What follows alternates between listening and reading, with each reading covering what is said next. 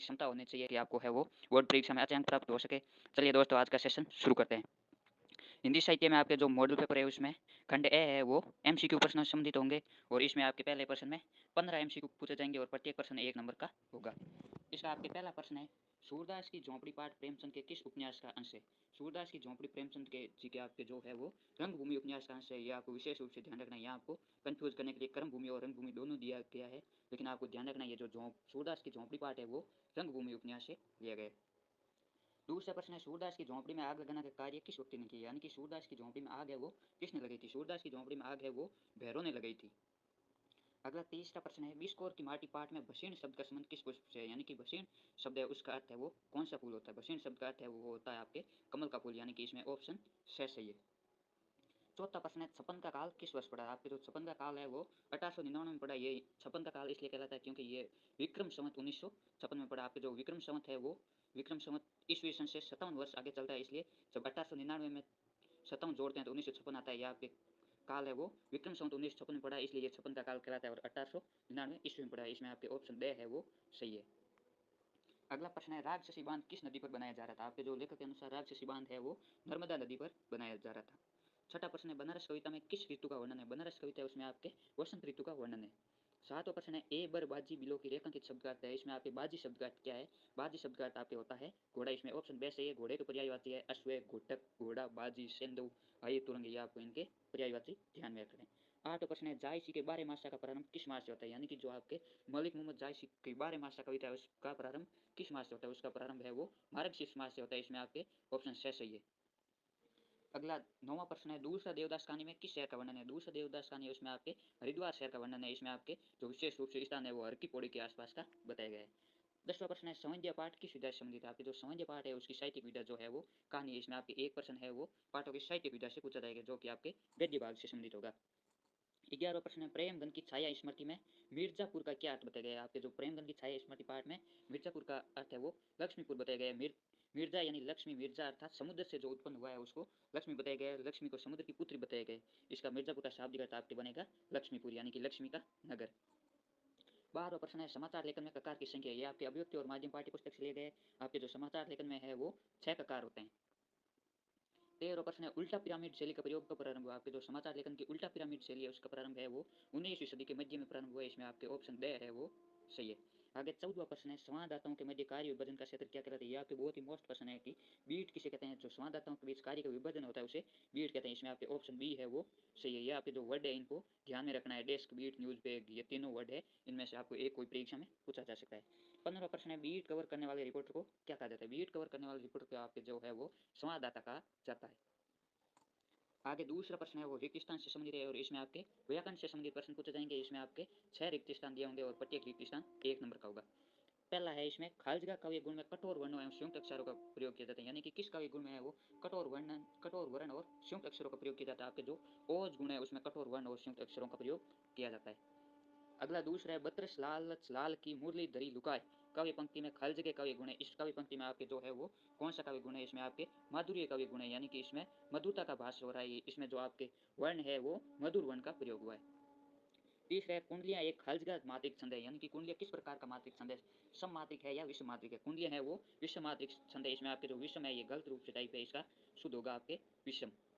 इसमें आपसे ये भी पूछा जा सकता है कि कुंडलियां एक खालजगा छंद है। इसमें आपसे तो आपको लिखना पड़ेगा विषम मात्रिक। मात्रिक की जगह भी खालजगा दिया हो सकता है। अगला चौथा प्रश्न है, हरिगीतिका छंद में खालजगा चरण होते हैं। यानी कि हरिगीतिका छंद में वो कितने चरण होते हैं? हरिगीतिका छंद में आपके है वो 4 चरण होते हैं। 5वां प्रश्न है, खालजगा अलंकार में कारण के बिना किसी कार्य की उत्पत्ति का वर्णन किया जाता है। यानी कि बिना कारण के कोई कार्य संपन्न हो जाता है। इसमें आपके विभावना अलंकार होता है, जहाँ बिना कारण के कोई कार्य संपन्न हो जाता है। छठा प्रश्न है, जहाँ उपमान की अपेक्षा उपमेय में गुणों की अधिकता से श्रेष्ठ सिद्ध किया जाता है वहाँ अलंकार होता है। वहाँ आपके व्यतिरेक अलंकार होता है। यानी कि यहाँ किसी बात को बढ़ा चढ़ाकर बताया जाता है। उपमान जो प्रस्तुत है उसकी बजाय जो अप्रस्तुत है उसमें गुणों को अधिक बताया जाता है। इसमें किसी बात को बहुत बढ़ा चढ़ाकर बताया जाता है, ये आपके व्यतिरेक अलंकार होता है। इसके बाद जो आपके तीसरा प्रश्न है वो अपठित गद्यांश से संबंधित है। इसमें भी आपसे 6 प्रश्न पूछे जाएंगे। ये भी आपके 6 नंबर का है। इसको आपको गद्यांश को 1 से 2 बार ध्यान से पढ़कर उसका जो मूल भाव है उसको देख करके प्रश्नों के उत्तर देना। ये बहुत ही ईजी है। इसमें आप पूरे 6 में से आराम से प्राप्त कर सकते हैं। ये आपके स्कोर बढ़ाने में बहुत हेल्प करेंगे।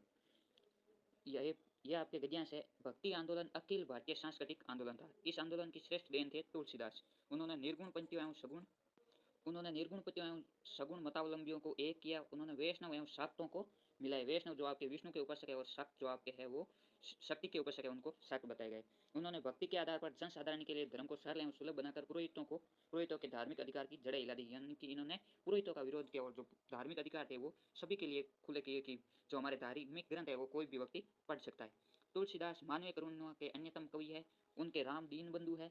सबरी गीत सुसेव कान्ही सुनीति किने रघुनाथ, बनवासी कोल किरात राम के दर्शन से प्रसन्न होते हैं। गोस्वामी तुलसीदास ने राम को उपास्य मानकर आस्था का भवन निर्मित किया था। यानी कि गोस्वामी तुलसीदास है वो किसके लेखक थे? आपके है वो भगवान राम के उपासक थे। इसमें आपके पहला प्रश्न है, प्रस्तुत गद्यांश का उचित शीर्षक दीजिए। यानी कि ये जो गद्यांश है किससे संबंधित है, इसका शीर्षक देना आपको ये 2 से 3 शब्दों में लिखना है। इस गद्यांश के आपके उचित शीर्षक होगा भक्ति आंदोलन में तुलसीदास की भूमिका या तुलसीदास जी का समाज में योगदान। यानी कि ये मुख्य रूप से तुलसीदास जी पर केंद्रित है। इसका दूसरा प्रश्न है, निर्गुण एवं सगुण भक्ति धारा में एक अंतर लिखो। जो आपके निर्गुण भक्ति धारा के लोग होते हैं वो ईश्वर के अमूर्त या निराकार रूप को मानते हैं। यानी कि वो मानते हैं कि ईश्वर का कोई रूप नहीं होता। जबकि जो सगुण भक्ति धारा के लोग हैं वो मूर्ति या साकार रूप को सगुण मानते हैं और जो सगुण भक्ति धारा के लोग हैं वो मूर्ति पूजा में विश्वास करते हैं। इसके बाद तीसरा प्रश्न है, वैष्णव एवं शाक्तों में समन्वय का कार्य किसने किया? यानी कि वैष्णव और शाक्तों को एक साथ किसने मिलाया? वैष्णव एवं शाक्तों में समन्वय का कार्य है वो तुलसीदास जी ने किया। चौथा प्रश्न है, गोस्वामी तुलसीदास ने अपना उपास्य किससे माना? यानी कि गोस्वामी तुलसीदास जी वो किसके उपासक थे? गोस्वामी तुलसीदास ने अपना उपास्य भगवान श्री राम को माना है, जो कि मर्यादा पुरुषोत्तम है। आगे पांचवा प्रश्न है, राम दीन बंधु थे कैसे? यानी कि इसकी आपको व्याख्या करनी है। राम दीन बंधु यानी कि गरीबों के बंधु थे, गरीबों के मित्र थे। राम ने सबरी, जटायु और वनवासियों का उद्धार किया, इस प्रकार वे दीन बंधु थे। यानी कि जो सबरी है वो आपके गरीब महिला थी, भगवान राम ने उसके झूठे बेर भी खाए थे और भगवान राम ने जटायु की सहायता की और वनवासियों की सहायता की, इस कारण उन्हें दीन बंधु कहा गया। छठा प्रश्न है, तुलसीदास ने जनसाधारण के लिए भक्ति आंदोलन में क्या किया? तुलसीदास ने भक्ति आंदोलन जनसाधारण के लिए धर्म को सरल और सुलभ बनाकर उन्हें पुरोहितों के धार्मिक वर्चस्व से छुटकारा दिलाई। यानी कि जो धार्मिक ग्रंथ है उनका कोई भी अध्ययन कर सकता है और सभी लोगों के लिए जो है वो धार्मिक नियम समान होते हैं। तुलसीदास जी ने ये समाज में अपना योगदान दिया। इसके बाद आपका जो चौथा प्रश्न है ये अपठित पद्यांश से संबंधित होता है। इसमें आपको जो नीचे प्रश्न दिए होते हैं वो अपठित पद्यांश को पढ़कर उसका भाव ग्रहण करके लिखना होता है। ये आपके 6 नंबर का होता है। ये थोड़ा आपके समाज आधारित होता है। पहले आपको इसको 1 से 2 बार पढ़कर उसका अर्थ समझने का प्रयास करना चाहिए। ये आपके है, वर्मा से कुछ लिखा भाग्य में मनुज नहीं लाया है, अपना सुख उसने अपने भुजबल से ही पाया है, प्रकृति नहीं डर कर झुकती है, कहीं भाग्य के बल से सदा हारती है, वह मनुष्य से उद्यम से श्रम से जल से। उद्यम यानी परिश्रम, ये आपके मुख्य रूप से परिश्रम पर बल दिए गए। यानी कि जो भगवान है वो भी परिश्रम के आगे झुकते हैं। मनुष्य उतना ही पाता है जितना वह अपनी भुजाओं के बल से पाता है। भाग्य है वो भी उतना ही देता है जितना मनुष्य परिश्रम करता है। यानी कि आप कर्म करोगे तो भगवान है वो फल अपने आप देगा, इसलिए आप अपने कर्म पर ध्यान दें, फल की चिंता न करें। इसमें आपके पहला प्रश्न है, प्रस्तुत पद्यांश का उचित शीर्षक दीजिए। यानी कि इसका शीर्षक है, इसका शीर्षक होगा परिश्रम का महत्व। यानी कि जीवन में जो है वो परिश्रम का विशेष रूप से महत्व है। उसके बाद आपके दूसरा प्रश्न है, रेखांकित शब्द का अर्थ लिखिए। इसमें आपके जो रेखांकित शब्द है वो है उद्यम। उद्यम का अर्थ आपके होता है परिश्रम करना या मेहनत करना। हमारे जो राजस्थानी भाषा है उसमें भी कहते हैं कि खाली नहीं बैठना चाहिए, कुछ न कुछ उद्यम करते रहना चाहिए। यानी कि हमेशा परिश्रम है वो करते रहना चाहिए। तीसरा है, प्रकृति किससे नहीं डरती है? प्रकृति है वो भाग्य के बल से नहीं डरती। यानी कि प्रकृति है वो अपने हिसाब से चलती है, वो भाग्य से नहीं डरती। हम जिसे किस्मत कहते हैं उससे नहीं डरती है। चौथा है, मनुष्य अपना सुख किस प्रकार प्राप्त करता है? मनुष्य अपना सुख है वो भुजबल यानी कि अपनी भुजाओं के बल द्वारा परिश्रम करके प्राप्त करता है। 5वां प्रश्न है, प्रकृति किसके सामने हार मानती है? प्रकृति परिश्रमी व्यक्ति के सामने हार मानती है। ये आपके इसमें विशेष रूप से बताया गया है। छठा प्रश्न है, भुजबल का महत्व लिखिए। जिसकी भुजाओं बल होता है वह अपना भाग्य स्वयं लिख सकता है। ये आपके भुजबल का है वो पाठ्य पुस्तक से संबंधित है। इसमें आपके जो है वो लघुरात्मक और निम्नात्मक और दीर्घात्मक प्रश्न पूछे जाएंगे। जो खंड 2 है वो पूरा पाठ्य पुस्तकों से संबंधित है। इसमें आपके प्रश्न संख्या 5 से 15 तक जो प्रश्न है उसकी सब सीमा 40 वर्ड है। यानी कि ये आपके लघुरात्मक प्रश्न है और प्रत्येक प्रश्न है वो 2 नंबर का है। 40 शब्द यानी कि आपको 4 से 5 लाइन में इसका उत्तर लिखना है। 5वां प्रश्न है, कुटज निबंध मानव के लिए क्या संदेश देता है? यानी कि जो कुटज नामक निबंध है उसमें मानव के लिए क्या संदेश दिया गया है? कुटज निबंध मानव के लिए संदेश देता है कि हमें चाहे सुख मिले या दुख, प्रिय मिले या अप्रिय, उनसे विचलित नहीं होना चाहिए। हर परिस्थिति में जिज्ञासा रखो, यानी कि जीवन जीने की लालसा रखो। सहिष्णुता एवं समत्व भाव रखने का, निर्भय रहने का तथा दूसरों की खुशामद न करने का संदेश देता है। यह हमें दूसरों के आगे हाथ नहीं फैलाने का संदेश देता है। कुटज है वो हमें जीवन जीने का तरीका सिखाता है। अगला छठा प्रश्न है, साझा लघुकथा की मूल संवेदना स्पष्ट कीजिए। साझा कहानी की मूल संवेदना यह है कि पूंजीपति वर्ग है वो किसानों को साझेदारी के झूठे लाभों को बताकर उन्हें फंसा लेते हैं और उनका शोषण करते हैं। किसान वर्ग मेहनत करते हैं जिसका लाभ पूंजीपति उठाते हैं, अतः किसानों को पूंजीपतियों से सावधान रहना चाहिए। यानी कि जो आपके साझा मुख्य रूप से लघुकथा है उसमें किसानों के शोषण के बारे में बताया गया है कि पूंजीपति लोग है वो किसानों को उसके साथ साझेदारी का झांसा देकर उनकी पूरी है वो संपत्ति हड़प लेते हैं। 7वां प्रश्न है, वसंता या कविता का मूल भाव स्पष्ट कीजिए। इसमें आपके जो अधिकतर प्रश्न है वो पाठों के मूल भाव से संबंधित है। या आपके घटन के बजाय जो अधिकतर है वो समझने पर आधारित, आप जितना समझोगे उतना ही इसका बेहतर उत्तर दे पाओगे। वसंत आया कविता का मूल भाव यह है कि आज मनुष्य का प्रकृति से संबंध टूट रहा है, यानी कि मनुष्य है वो प्रकृति से दिन ब दिन दूर होता जा रहा है, इसलिए वह ऋतुओं के परिवर्तन का अनुभव नहीं कर पाता है और प्रकृति के सतत सुखों से वंचित रहता है। हमारी आधुनिक जीवन शैली ने हमें प्रकृति से प्राप्त सुखों से वंचित कर दिया, यानी कि आज के मनुष्य के लिए पता ही नहीं चलता है कि कौन सी ऋतु कब परिवर्तित होती है। वह अपनी दैनिक दिनचर्या में इतना व्यस्त हो गए वह प्रकृति का आनंद नहीं ले पाता है। 8 प्रश्न है पुल की आपको इसमें आपके भाव पक्ष और कला पक्ष दोनों बताने। मुनि वशिष्ठ के निर्देश पर भरत अपनी बात कहने के लिए चित्रकूट की सभा में खड़े हुए तो उनका शरीर रोमांचित होने लगा और नेत्रों से प्रेम अश्रु का प्रवाह होने लगा, यानी कि नेत्रों से भगवान श्री राम के प्रति प्रेम के आंसू निकल कर आए। पंक्ति में चौपाई छंद है, रूपक अलंकार है और करुण रस की प्रधानता। यह आपके जो 2 लाइन है वो भाव प्रदान की, यानी कि जो चित्रकूट की सभा में जब भरत खड़े हुए तो उनका आंखों से वो प्रेम के आंसू बहने लगे, ये इसका मूल भाव है। और इसका जो आपके है वो कला पक्ष में इसमें चौपाई छंद का प्रयोग हुआ है, रूपक अलंकार का प्रयोग है और करुण रस मुख्य रूप से प्रधान है।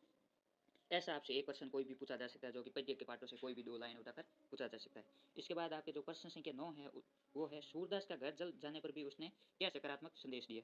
उसका उत्तर है सूरदास का घर जल जाने पर भी उसने सकारात्मक संदेश दिया कि कभी कोई नुकसान हो भी जाए तो हमें प्रतिशोध के स्थान पर पुनः निर्माण की भावना रखनी चाहिए, यानी कि हमें बदले की भावना के स्थान पर उस वस्तु को पुनः कैसे बनाया जा सकता है ऐसी भावना हमारे मन में होनी चाहिए। व्यक्ति को हमेशा आशावादी होना चाहिए, किसी भी परिस्थिति में धैर्य एवं साहस का परित्याग नहीं करना चाहिए। यहाँ पे जो अधिकतर प्रश्न है वो जीवन में हमें किसी पाठ से क्या सीख मिलती है, ये पाठ हमें क्यों पढ़ाया जा रहा है, इसका मूल उद्देश्य क्या है, इसी पर आधारित है। आपको ये पूरा समझ में आ जाता है तो आप पूरा ये आराम से कर सकते हो।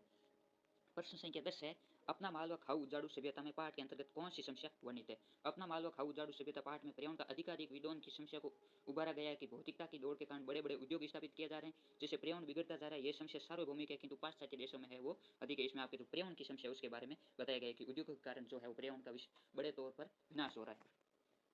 उसके बाद आपका प्रश्न संख्या 11 है, ये है माधुर्य गुण और ओज गुण में एक अंतर स्पष्ट करो। इसका आपके उत्तर है जिसे चित्त आह्लादित से द्रवित हो जाए उसका भी गुण को माधुरी गुण कहा जाता है, यानी कि जिस काव्य गुण को हम पढ़कर हमारा हृदय है वो पानी पानी हो जाए उसमें आपके माधुरी गुण होता है। और माधुरी गुण में आपके मुख्य रूप से श्रृंगार रस प्रदान होता है।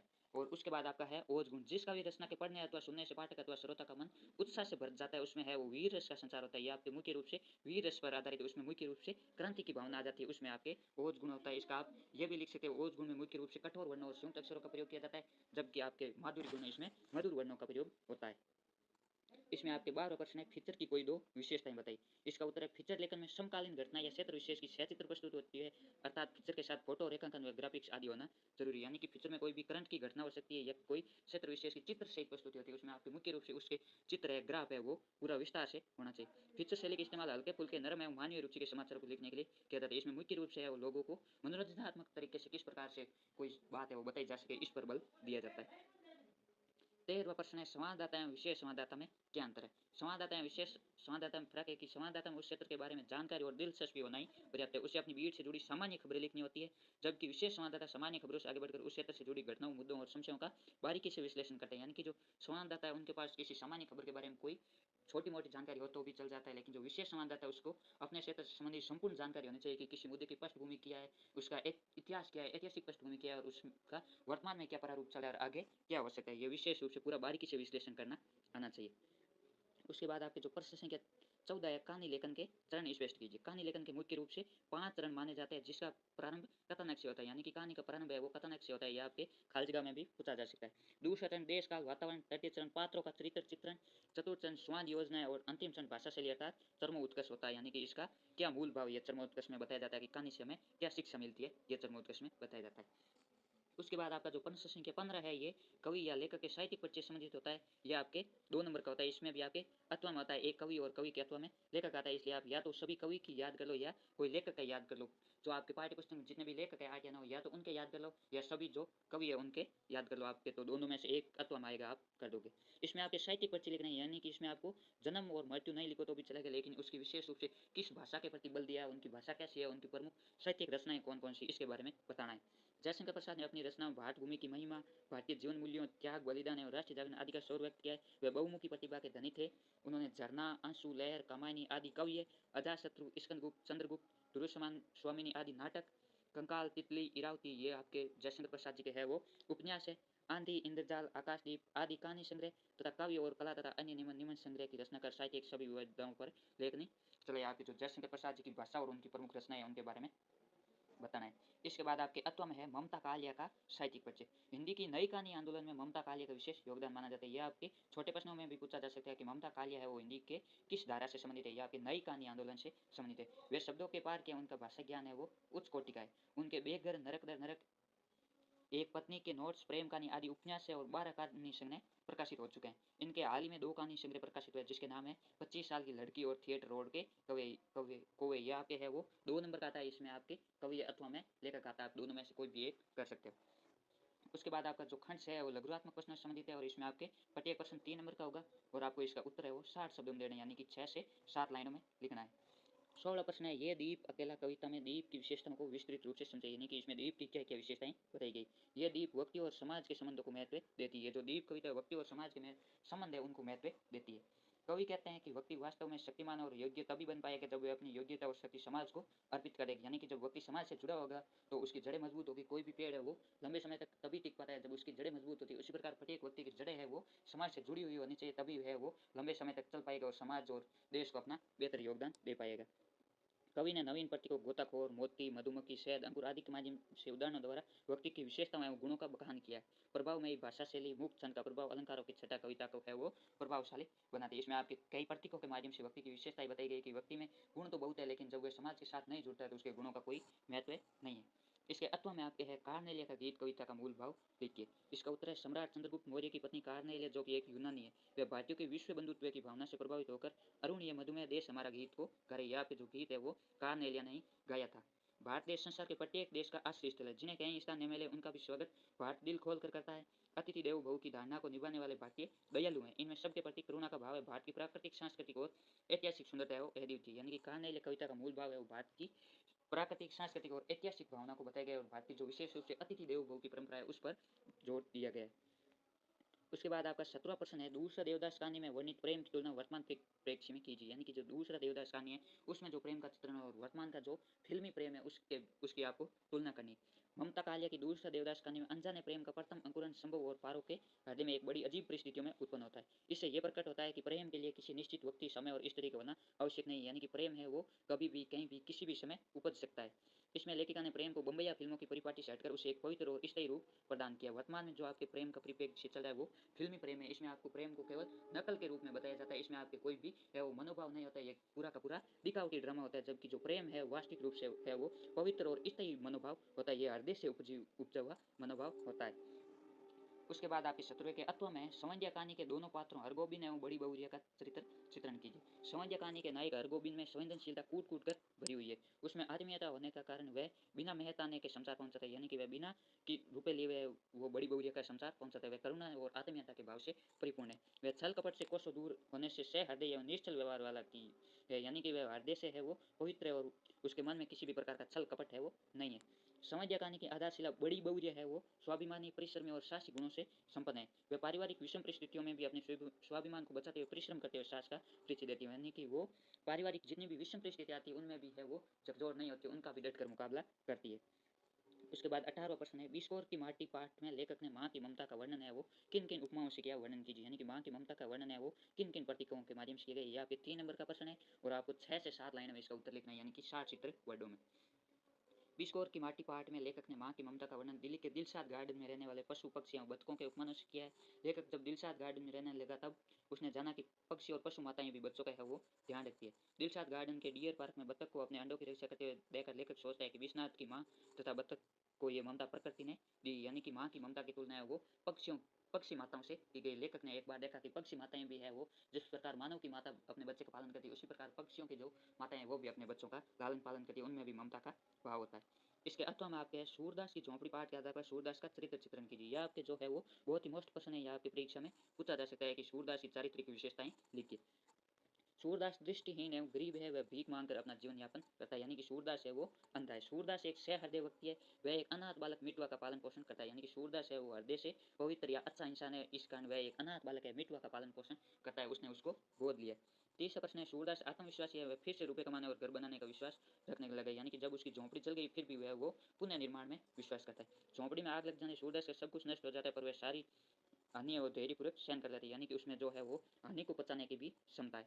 सूरदास सब कुछ पुनः ठीक हो जाने की आशा बनाए रखते हैं, यानी कि सूरदास है वो आशावादी व्यक्ति है। सूरदास सत्कर्मों और धार्मिक कर्तव्यों के प्रति सचेत रहता था, यानी कि सूरदास है वो दुष्कर्मों से है वो दूर रहता था। इस प्रकार ये जो सूरदास की कहानी है ये हमारे लिए भी एक प्रेरणा का काम कर सकती है कि जीवन में कितना भी बड़ा नुकसान हो जाए हमें उनमें धैर्यपूर्वक सहन करने की क्षमता होनी चाहिए और पुनः निर्माण में विश्वास रखना चाहिए। बदले के बजाय हमें वो पुनः निर्माण विश्वास करें और आशावादी बने रहे, आगे कुछ अच्छा करने का प्रयास करें। ये पाठ हमें इसलिए पढ़ाए जाते हैं ताकि हम इनसे कुछ न कुछ सीख लें।